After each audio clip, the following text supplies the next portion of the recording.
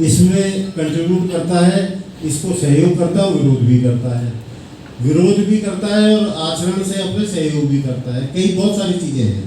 तो एक दूसरा ये है कि जो सरकार का जो प्रयास रहता है डेवलपमेंट का, तो सरकार का जैसे ही डेवलपमेंट होता है तो मानव का स्वभाव है कि वो पैसे के लिए या अपने सुख सुविधाओं के लिए इस का एक कार्यक्रम यहाँ पर अरेंज किया और साथ साथ ऐसे रिसोर्सफुल लोगों को यहाँ पे इनवाइट किया जिससे हमको बहुत सीखने का मौका, साथ साथ क्लैरिटी जो चाहिए होती है हमारे काम के लिए, वो ऐसे जब दीक्षित साहब जैसे लोग जब आते हैं तो इनसे डायरेक्टली, क्योंकि ये हॉर्सेस माउथ है, डायरेक्टली जो एक्चुअल में इम्प्लीमेंटेशन की जगह पे हैं वो हम लोगों को क्लैरिटी दे सकते हैं।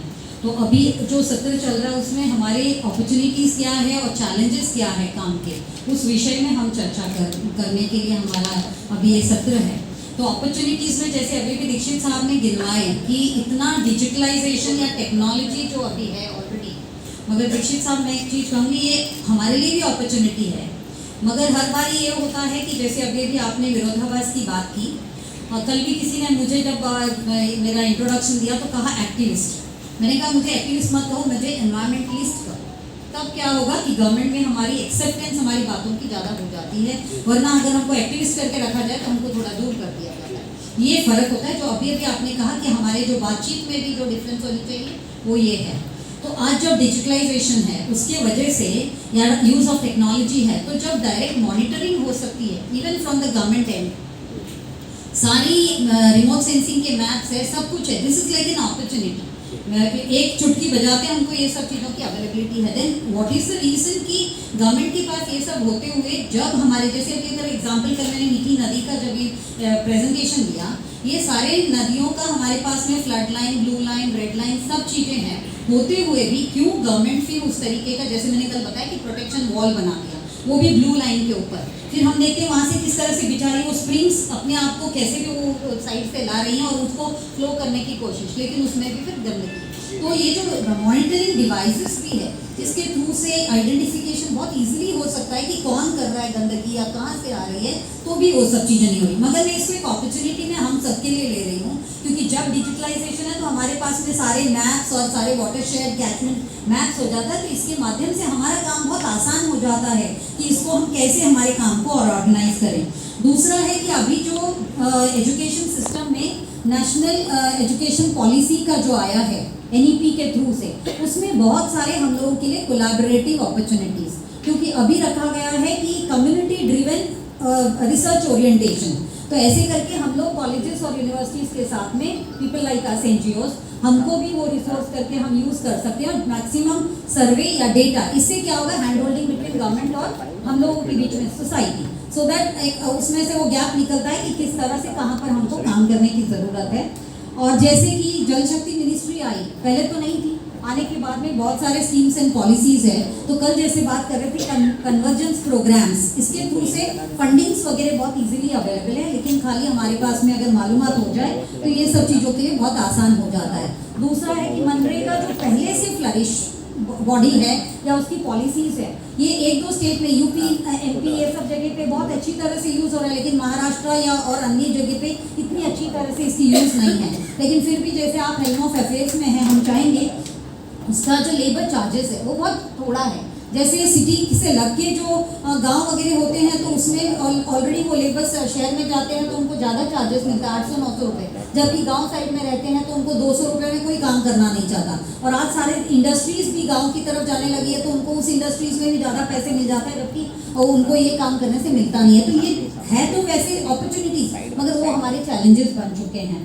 और दूसरा अगर अपॉर्चुनिटी में काम करूँ तो ऐसे जब फोरम हमको मिलते हैं तो नेटवर्किंग अपॉर्चुनिटीज़, एक दूसरे से सीखने का, तो ये हमारे लिए बहुत बड़ी अपॉर्चुनिटीज़। और अगर चैलेंजेस के बारे में अभी मैंने जैसे मनरेगा का भी बताया, वैसे अभी मैंने कहा कि जैसे अभी इंटरलिंकिंग ऑफ रिवर्स, जैसे संजय जी अभी बता रहे थे कि क्यों हम लोग ये इंटरलिंकिंग ऑफ रिवर्स को ज़्यादा एक नॉट वेरी पॉजिटिवली देख रहे हैं, क्योंकि आज अगर देखा जाए तो इसकी जो सोच चल रही है वो इंडस्ट्री को बेनिफिट करने के लिए, ना कि जब हम लोग जब नदी के बारे में बात करते हैं तो इरिगेशन को कैसे सपोर्ट करें, खेती बाड़ी को कैसे करें। आज ज़्यादा करके इंडस्ट्री, फॉर एन एग्जाम्पल मैं गोवा का दूंगी आपको, जहाँ पर इसी तरीके की इंटरलिंकिंग करके उसको कोस्टल अथॉरिटीज़ को दे दिया गया। उसको वाटरवेज बना दिया गया। जैसे पहले नेशनल हाईवेज हुआ करता था, वाटरवेज कर दिया गया है और कंपनीज इसके ऊपर से जो शिप्स कार्गोस लेके जा रही हैं, कोयला वगैरह ओपन में लेके जा रहे हैं, ग्रेफाइट है, ये सब पूरा पोल्यूशन करती हुई जा रही है। जैसे वहाँ पे अदानी के भी कंपनीज वगैरह, हम इनके विरोध में नहीं है।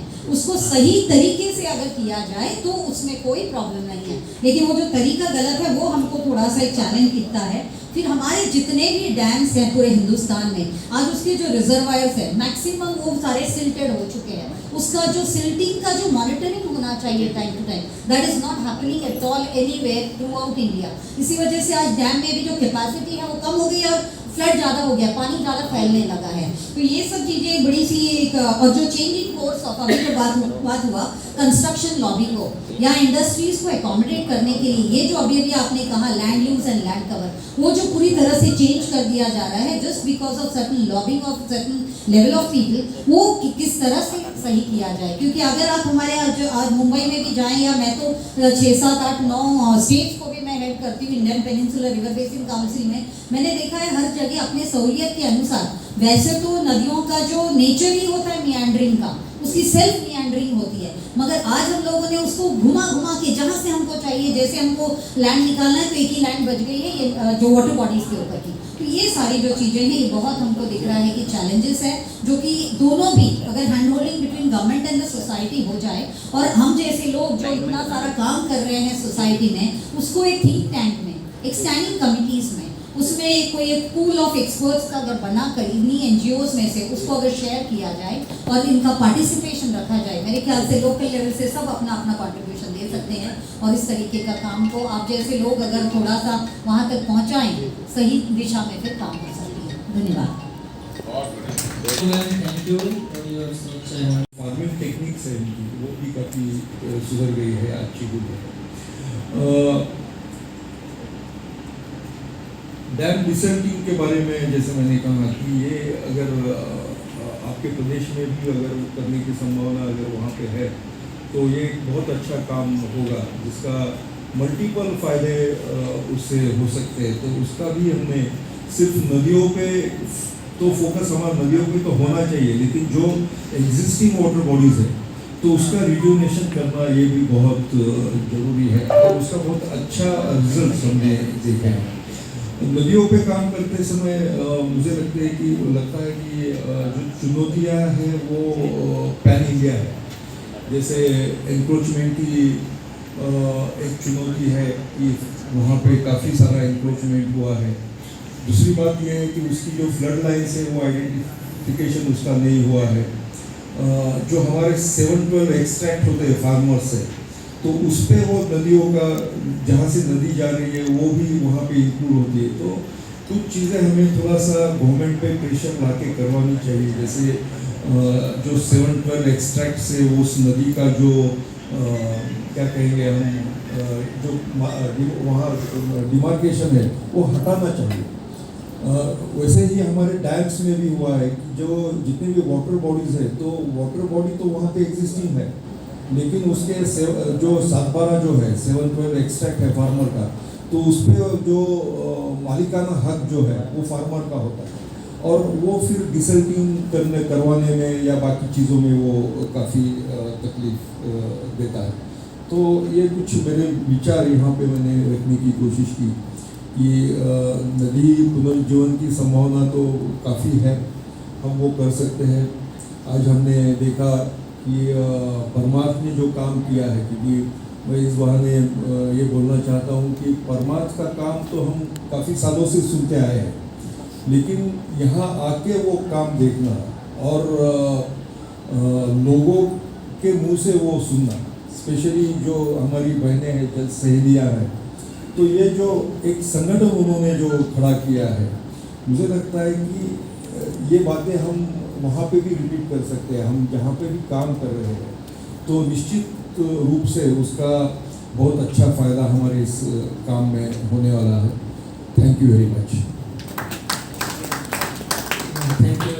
नदी का किनारे था, धीरे धीरे सैंड बार बन के वो बंद हो गया, तो वो वेटलैंड का पानी नदी में नहीं आ पा रहा है। और एक है ओपन, जो अभी भी ओपन है, कोई कोई जगह में सिल्ट्रेशन हो गया, आधा ओपन है आधा ओपन भी नहीं है। तो वो क्या है, उसका जो कैचमेंट एरिया का पानी नदी में आ नहीं पाया। तो इसीलिए हम लोग को पहले वेटलैंड को बचाना है, क्योंकि wetland of this country are dying. Wetland आप देखिए रानीगढ़ टाइप का बनाया गया है और छोटा छोटा तालाब में डिवाइड कर दिया गया है यमुना रिवर को, और इतने काला पानी है, इतने काला पानी हमने सैंपलिंग किया, उसमें भी कुछ हम लोगों ने मेटाजीनोमिक स्टडी कर रहे थे, वो अनदर एरिया है जो मैडम कल बोल रहे थे, हम लोग बायोरेमिडिएशन कर रहे हैं, enzymatic solution to clean the water कर रहे हैं, तो उसका ऊपर भी हम लोग काम कर रहे थे कि ढूंढ रहे थे कि वही मैला पानी का अंदर कहाँ से हमको अच्छा गुणवत्ता की बैक्टीरिया मिलेगा जो पानी को सफाई कर देगी, उसको बोलते हैं बायोरेमेडिएटिंग बैक्टीरिया। हम मिलियन संख्या में प्रोड्यूस करके छोड़ेंगे, हो सकता है वो मैला को धीरे धीरे सफा कर दे। तो इसीलिए आजकल मेटाजीनोमिक्स का भी बहुत स्टडी हो रहा है। इवन गंगा रिवर में इसी तरीके से गुणवत्ता वाला बैक्टीरिया, वायरस, फंगस को भी ढूंढने का बहुत जरूरी है। आप जैसे बोलते हैं इतने प्रजाति की मछलियां भी खत्म हो रहे हैं, कैसे इसको कंजर्व किया जाए। आप बोलते हैं छोटे छोटे पुटी माछ, वो माछ पहले मिलते थे। मछली बोलते हैं ना, एक अच्छा इंडिकेटर है पानी सफाई की। जहाँ पानी सफा है मछली वही रहेगा। मछली है मतलब आपका पानी साफ है, ये एक इंडिकेटर ऑर्गेनिज्म है। मछली नहीं है मतलब पानी गंदा है, आप पानी पिएंगे स्वास्थ्य खराब होगा। आदमी की स्वास्थ्य, कल कोई भाई साहब बोल रहे थे कि वो कैंसर, वही रिवर का बेल्ट में कोई लोगों को कैंसर हो गई, क्योंकि हैवी मेटल पोल्यूशन, ये पोल्यूशन, वो पोल्यूशन ऐसे ही होगा। तो वो पानी हम यूज करेंगे तो बायो एक्यूमुलेशन हमारा शरीर में होगा, धीरे धीरे it will lead to cancer. तो इसीलिए नदी का स्वच्छता भी बहुत इम्पोर्टेंट है। तो खाली नदी में पानी होने से नहीं होगा, पानी स्वच्छ होना भी बहुत जरूरी है। तो इसीलिए ह्यूमन यूज के लिए बहुत जरूरी है। तो इसीलिए हम लोगों ने पता करना चाहिए। मैंने गंगा रिवर से इवन ई-कोलाई से लेकर आपका साल्मोनेला टाइफी तक बैक्टीरिया को निकाले हैं, और हम लोगों ने उसके साथ साथ एक इंटरेस्टिंग चीज है, कुछ बैक्टीरियोफेज भी आइडेंटिफाई किए हैं, जो बैक्टीरियोफेज वो साल्मोनेला टाइफी को भी मार देता है। इसीलिए बोलते हैं Ganga has got its own healing touch. आप एक बोतल दूसरा रिवर का पानी रख लीजिए, 3-4 महीने के बाद वो पानी बुदबू मारता है, लेकिन गंगा का पानी कभी बुदबू नहीं मारता है। इसीलिए बुदबू मारने वाले जो बैक्टीरिया है उसको मारने का वाला प्रबंधन भी गंगा माँ का अंदर है। इसीलिए गंगा माँ का पानी इतने पवित्र है। इसीलिए बोलते हैं Ganga has got its own healing touch. जो मैला होता है वो खुद प्रक्रिया है, सफाई भी करता रहता है नेचुरली, पता नहीं चलता है। नहीं तो हमारे इतने गंदा चीज है वो कहाँ जा रहा है, उसको बैक्टीरिया ही सफाई कर रहे हैं धीरे धीरे से। लेकिन हम वो बैक्टीरिया को पहचानना है, वो पहचानेंगे तो आधा। ये जो एक मेरा पीएचडी स्टूडेंट अभी काम कर रहा है, looking for bacteria which can degrade the plastics, जो मैडम कल बोल रहे थे, plastic is a big problem. Plastic degrading bacteria हम मिलेगा तो प्लास्टिक को भी हम टुकड़ा टुकड़ा करके कार्बन बना सकते हैं। तो इस तरीक़ा से बहुत सारी काम रिवर के ऊपर करना है। हम कुछ नहीं किए हैं, हम लोग खाली समुद्र से 2 बूंद बाली लिए हैं और कुछ नहीं है हमारे हाथ में। India has to do lot of work. River मतलब मैं बोला ना, एक नहीं 17 किस्म की बेनिफिट हमको देता है, 17 किस्म की। लेकिन हम इतने बेनिफिट लेते हैं, एक किलोमीटर का वैल्यू 5 करोड़ 10 करोड़ रुपया है। 1 किलोमीटर का पानी हमको 5 करोड़ 10 करोड़ रुपया की फायदा करवाता है, डायरेक्टली इनडायरेक्टली हम कोई पता नहीं कर पाते हैं। लेकिन हम उसको कैसे बचाएंगे नहीं देखते हैं, इसीलिए क्योंकि ये तो देश का है, किसी की नहीं मालिकाना सब तो नहीं है, लेकिन ये सबका रिस्पॉन्सिबिलिटी है। हम कैसे, इसीलिए आईआईटी कानपुर है, जैसे कल विनोद तारे बोल रहे थे, और आईआईटी रुड़की है, वहाँ भी हाइड्रोलॉजी में काफ़ी काम हो रहा है। विनोद तारे साहब का लेबोरेटरी हम गए, हमारा साथ काफ़ी काम हुआ है। जैसे आईआईटी खड़गपुर है, डॉक्टर साहब कल बोल रहे थे जीआईएस रिमोट सेंसिंग का भी बहुत रोल है। कहाँ नदी है कि नहीं है, नदी विलुप्त हो गया, सबके बारे में जानकारी आपको जीआईएस रिमोट सेंसिंग के माध्यम में पता कर सकते हैं। और उसके बाद हम ग्राउंड ट्रूथिंग करेंगे, जाके देखेंगे सच में यहाँ नदी था कि नदी नहीं थी। ये एक है। दूसरा है, मैं आप लोगों को बताता हूँ, ये जो मैडम कल बोल रहे थे प्लास्टिक की, प्लास्टिक क्या हो रहा है आजकल, माइक्रो प्लास्टिक बोल रहे हैं। हमारा भी कुछ रिसर्च पेपर माइक्रो प्लास्टिक के ऊपर है, आप लोग पढ़ सकते हैं। तो माइक्रो प्लास्टिक क्या कर रहे हैं आजकल, नदी में हमारा जो मछुआरा जाके मछली पकड़ता है, मछली दिन भर पकड़ के जो मछली को 80% प्लास्टिक, ग्लास, बोतल ये सब आता है, 20% मछली आता है। और इंटरेस्टिंग ये है, तो दिन भर क्या प्लास्टिक हार्वेस्ट करेगा बेचारे, दिन भर मेहनत कर करके प्लास्टिक ही सफाई करता है। और ऐसे जो है, मैंने फॉरेन से भी देखा, ऑस्ट्रेलिया में देखा, वहाँ एक रिवर है मेलबर्न सिटी में, वो मशीन लगाए हैं जिसमें सारे प्लास्टिक जो फ्लो होकर जाता है वो फिल्टर हो जाता है, कलेक्ट कर लेता है, फिर इसको फिर निकाल के फेंक देते हैं, फिर दोबारा जो प्लास्टिक को वो कलेक्ट करता है। इस तरीके से मशीनरी इक्विपमेंट की भी हमारा रिवर में यूज करना बहुत जरूरी है, जो खाली फिल्टर कर लेगा, प्लास्टिक को फिल्टर कर लेगा, पानी साफ रहेगी, फिजिकल फिल्टर मैकेनिज्म उसमें है। तो ये जो माइक्रो प्लास्टिक आपको बोला 20% मछली पकड़ता है, 80% प्लास्टिक पकड़ता है। कोई 20% मछली को हम लोगों ने उसका गट कंटेंट, गट काट के देखें, जो वो प्लांक्टन खा के बचता है, नेचुरल फूड मटेरियल जो होता है नदी में खाता है, उसमें 80% प्लास्टिक है। मछली का पेट में भी 80% प्लास्टिक की टुकड़ा है, खाना नहीं है, क्योंकि प्लास्टिक इतने पोल्यूशन कर दिए, प्लास्टिक डिग्रेड हो के वो फिर छोटा हो के वो जो मछली फिल्टर करके खाना खाता है, उसके साथ प्लास्टिक भी पेट में चले जाता है। तो 80% गट कंटेंट फुल ऑफ प्लास्टिक और 20% खाना है। तो प्लास्टिक को मछली खाएगा, बढ़ेगा क्या, 2 दिन के बाद वो जो पूरा भर जाएगा, पट के पेट मरेगा, मोर्टालिटी हो जाएगा। तो वो इंटरेस्टिंग, वो मछली को जब आदमी खाएगा, वो माइक्रो प्लास्टिक जब हमारे शरीर में जाएगा, क्यों कैंसर बढ़ रहा है? परिवेश, एनवायरमेंट, कोई ध्यान नहीं दे रहे, कोई ध्यान नहीं दे रहे। चर्चा करेंगे, चल जाएंगे, फिर जैसे वो तैसे चलते रहेंगे, चर्चा में ही रह जाता है। स्ट्रिक्ट एक्शन प्लान चाहिए, स्ट्रिक्ट एक्शन। तो इसीलिए वो मछली जो खाएगा, आदमी को बीमारी होगी। तो इस तरीके से प्रॉब्लम ही प्रॉब्लम भर पड़ी है, तो उसी को कैसे सुधारा जाए, और उसमें छोटे नदी का समस्या तो यही है। तो इस तरीके से चीज़ को हम लोग थोड़ा ध्यान देंगे, थोड़ा रिसर्च में और ग्रांट बढ़ाएंगे, एनवायरमेंटल फ्लो का ऊपर, इंजीनियरिंग, हाइड्रोलॉजी, इसी का ऊपर भी। अभी है कि हमारी नदियों में जब हम लोग एंकर्स या किसी भी तरीके के चेक डैम्स बना रहे हैं, उस टाइम पे भी हम फिश माइग्रेशन का कुछ बोध नहीं रख रहे हैं, और वहाँ पर भी हम एक खाली चेक डैम्स के नाम पे वो बना दे रहे हैं। तो उनका जो माइग्रेशन इफेक्ट होता है, और उस माइग्रेशन की वजह से जो rearing of fishes have also decrease on that, if you throw little light. मैं वो बोलने वाला था, वो सोच रहे हैं आप लोगों को समय ज़्यादा ले रहा हूँ, मैं वो लेना नहीं चाहता हूँ। आप लोग जितने एनवायरमेंटलिस्ट हैं, NGO है, ये सारे, मेधा पाटकर क्यों इतने पॉपुलर हो गए? मेधा पाटकर नर्मदा रिवर के लिए ही पॉपुलर हो गए। तो वो बोले कि आप बताइए, वो बोले कि हम डैम कंस्ट्रक्शन तक कर देंगे, लेकिन हाइड्रो इलेक्ट्रिक पावर होगा, इधर इरिगेशन के लिए पानी होगी, लेकिन डाउनस्ट्रीम में और अपस्ट्रीम में जो पानी भर जाएगा, इतने विलेज डूब जाएंगे, उसको क्या होगा? और डाउनस्ट्रीम में पानी ही नहीं होगी। तो इसीलिए बोल रहे हैं, जब आप डैम कंस्ट्रक्शन कर रहे हैं, यानी कि कुछ फीस पास। आजकल तो बढ़िया आ गया, अमेरिका में सेंसर बेस्ड, एक मछली पास करेगा, वो पास है, उसको बताते रहेगा, रिकॉर्ड कर सकते हैं इतने मछली पास करेंगे। तो आप क्या हुआ फरक्का डैम में, मैं आपको बताता हूँ। फरक्का डैम में, फरक्का जो था हमारा फरक्का में बना है बैराज, वो बैराज बनने के बाद क्या हुआ, अपस्ट्रीम में पानी हो गया, डाउनस्ट्रीम पूरा बंद। हिल्सा एक मछली है जिसका किलो 1200 से 1500 2000 रुपया है, इलिस माछ।